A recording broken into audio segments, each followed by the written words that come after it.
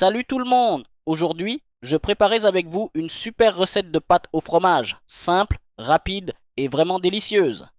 Alors, pour commencer, je mettais une grande casserole d'eau sur le feu.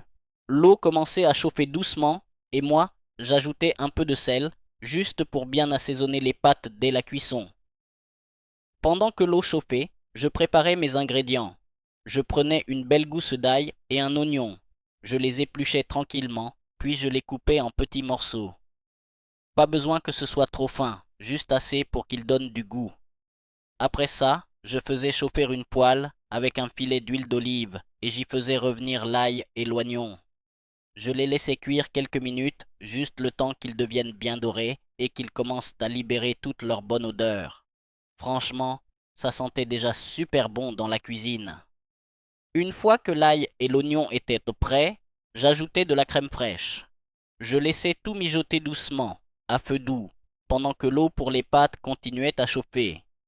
Quand l'eau bouillait, je versais les pâtes dans la casserole. Je les faisais cuire selon le temps indiqué sur le paquet, mais toujours en les goûtant pour qu'elles soient al dente, bien sûr. Pendant ce temps, la crème avec l'ail et l'oignon continuait de cuire tranquillement. Quand les pâtes étaient presque prêtes, je n'oubliais pas de garder un peu d'eau de cuisson, très important pour lier la sauce après.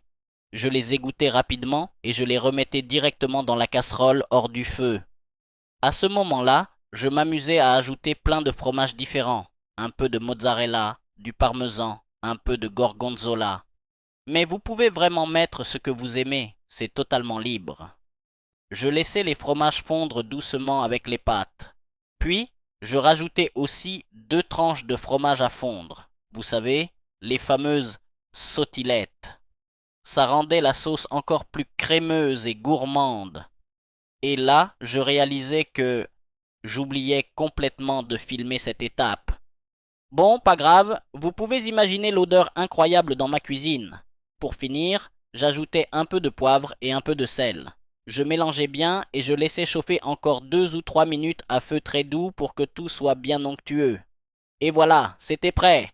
Franchement, c'était super simple, super rapide, mais surtout, vraiment délicieux. Essayez-la chez vous, vous allez voir, c'est impossible de rater cette pâte au fromage.